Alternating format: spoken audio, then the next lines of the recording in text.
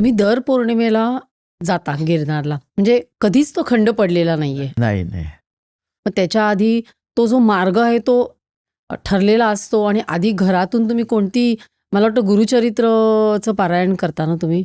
दर महिन्याला चौलला फॅक्टरीच्या बाजूला एक छोटंसं औदुंबराचं झाड होतं. आता ते विशाल झाड झालं आहे आणि त्याच्या दर महिन्याचं गुरुचरित्राचं पारायण करून मी गिरनार जायचं. ते पारायण करून गिरनार जाताना सुद्धा बऱ्याच वेळेला अशा अडचणी आल्या. मगाशी अडचणीचा प्रश्न होता. ते काही वेळेला करोडो रुपयात खेळणारा माणूस गिरनारला जायला 1500 रुपयासाठी मोतात होता. गिरनारला जाण्यासाठी 1500 रुपये खिशात नसायचे किंवा 2000. माझ्या आता 300पेक्षा जास्त 317-18 काहीतरी गिरनार पौर्णिमा झाल्यात. बाकीच्या मध्ये केलेल्या आहेत त्या वेगळ्याच. आणि त्याच्या जोडीला 286 ह्या सोमनाथ वाऱ्या झाल्या. मग मध्ये गॅप का? तर जेव्हा माझ्याकडे 1500 रुपये असायचे गिरनार वारी आणि 2000 रुपये असले की गिरनार आणि सोमनाथ, पुढे जायला 500 रुपये नव्हते म्हणून काही सोमनाथ वाऱ्या झाल्या नाहीत. पण महाराजांनी गिरनार मात्र सातत्याने करून घेतलं होतं. मग सुरुवातीला फॅक्टरीतले ड्रम विकायचं आणि गिरनार गाठायचं. शेवटी ड्रम विकायला ड्रम शिल्लक राहिले नाहीत. मग बायकोनी थोडीफार मदत करायला सुरुवात केली. पण तिच्या लक्षात आलं ह्या माणसाचे काय फॅक्टरी ओढायचे लक्षण दिसत नाही. ती म्हणाली तुम्ही जाणार, तुमचे गुरु महाराज जाणार. मग अशा वेळेला एखादा हरिद्वारून संन्यासी येतोय आणि एका स्वामी भक्ताकडे एन्व्हलप देतोय, तुला दत्त भक्त एक भेटेल त्याला तीर्थाटनासाठी दे, आणि असे पैसे माझ्याकडे यायचे. एका वारीला तर खिशात पैसा नाही. सकाळी बायको उठली, ऑफिसला गेलेली, घरात चरणपादुकांचा फोटो, त्याच्यावर हात ठेवतोय आणि रडतोय, मला तुझ्या चरणापाशी यायचं आहे, माझ्याकडे पैसे नाहीत, काय करू? अशा वेळेला हातातली अंगठी नजरेसमोर आली. अरे रडतोस काय, तुझ्या बोटात तर अंगठी आहे. आणि अंगठी गाळून टाकली आणि गिरनार गाठलं. गिरनारून आलो, एका पार्टीकडून 50,000चं येणं होतं. ते पैसे हातात आले, पहिली ती अंगठी सोडून घेतली आणि ती अंगठी बोटात घातली आणि आनंद झाला का? तिची अंगठी परत मिळायलाच नव्हता. एका वारीची तरतूद बोटात आहे, हा तो आनंद.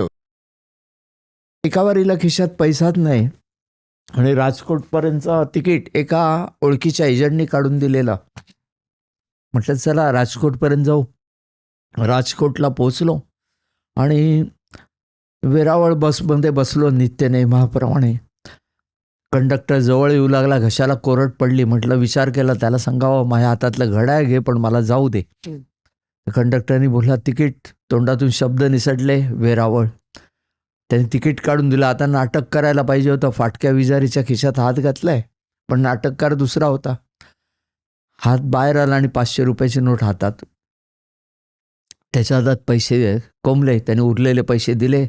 सोमनाथला गेलो. सोमनाथच्या पिंडीवर वेड्यासारखं डोकं आपटून घेतला. म्हटलं मला तुझे इझी म्हणे नको, मला माझ्या कष्टाला यश दे. आणि तिकडे सगळे अभिषेकाला पैसे वापरून टाकले. फक्त गिरनारला येण्यापुरते पैसे, जुनागडपर्यंतचे तिकिटाचे पैसे ठेवले एस टी बसचे. तिकडे वेरावळ बस स्टँडवर बस पकडली. ती जुनागड एस टी स्टँडवर बस आली. बसमधून खाली उतरतोय तर एक संन्यासी दत्त म्हणून हजर. माझ्याकडे भिक्षा मागू लागला. मी म्हटलं खिशात काय चिल्लर आहे ती काढून द्यावी, मोकळं. सगळी चिल्लर काढून देतोय, तो चिल्लर घ्यायला तयार नाही. मुझे पैसा नहीं चाहिए, मुझे कुछ खिलाओ. शेवटी तो एवढा वैतागला, बोला अरे भाई मुझे कुछ खिलाओ, 2 दिन हो गए मैं भूखा है. तेव्हा मला जाणवलं 2 दिवस मी उपाशी होतो. केवढी काळजी दत्तगुरूंना. त्याच्या हट्टा खातर त्याला एस टीच्या कॅन्टीनमध्ये दिला.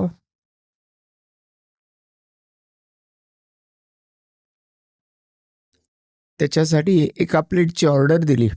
तो म्हणाला मैं खाएगा नहीं अकेला, तुमको भी खाना पडेगा. तरी स्वतः 2 प्लेटची ऑर्डर दिली. त्याच्या हट्टा खातर 2 घास कसब्याचे पोटात ढकलले. म्हटलं आपल्या इज्जतीचा फालुदा इथेच होणार आहे. खिशात तर काय पैसे नाहीत. काउंटरवर गेलो, पुन्हा नाटक करतो. पण म्हटलं ना नाटककार दुसरा आहे. पुनश्च 500 रुपयाची नोट हातामध्ये. एक सायन्सचा स्टुडंट. प्रत्येक गोष्ट कन्फर्मेटरी टेस्टशिवाय पुढे जाणं नाही, त्याच्या बाबतीत घडणाऱ्या घटना होत्या. पैसे दिले त्याच्या हातात. त्याने उरलेले पैसे दिले. त्या संन्यासाकडे नजर गेली. तो मिस्किल नजरेने माझ्याकडे बघून हसायला लागला. मात्र मला रागाचा पारा चढला. त्या तिरमिरीत गुरुशिखर गाठलं. सगळे पैसे महाराजांच्या चरणावर टाकले आणि एवढ्या रागाने डोकं आपटून घेतलं, मला तुझं हे अपमानास्पद जीवनच नको आहे. एवढ्या जोरात डोकं आपटलं चरण पादुकांवर की कपाळावर जखम झाली. आणि ओळखीचा बसवाला होता, कसं बसं करून मुंबई गाठली. बायकोनी दरवाजा उघडला, ती पाहते ते कपाळावर कसली जखम आहे. निरखून पाहते, हे काय लागलं तुमच्या कपाळावर, कसली जखम आहे. निरखून पाहते ते कपाळावर चरण पादुका उमटल्या होत्या. 7 दिवस झाले ते अधिकाधिक वृद्धिंगत होत गेल्या आणि 7 दिवसांनी अंतर्देहात विलीन झाला. केवळ त्यांनी केलं म्हणून हे झालं, अन्यथा होणार नाही याची पूर्ण खात्री पडली आणि पूर्ण शरणागत भाव त्यांच्या चरणापाशी. ही क्लिप शेवटपर्यंत बघितल्याबद्दल खूप खूप धन्यवाद. संपूर्ण एपिसोड बघण्यासाठी खाली दिलेल्या लिंकवर क्लिक करा आणि सर्व काही चॅनलला सबस्क्राईब करायला विसरू नका.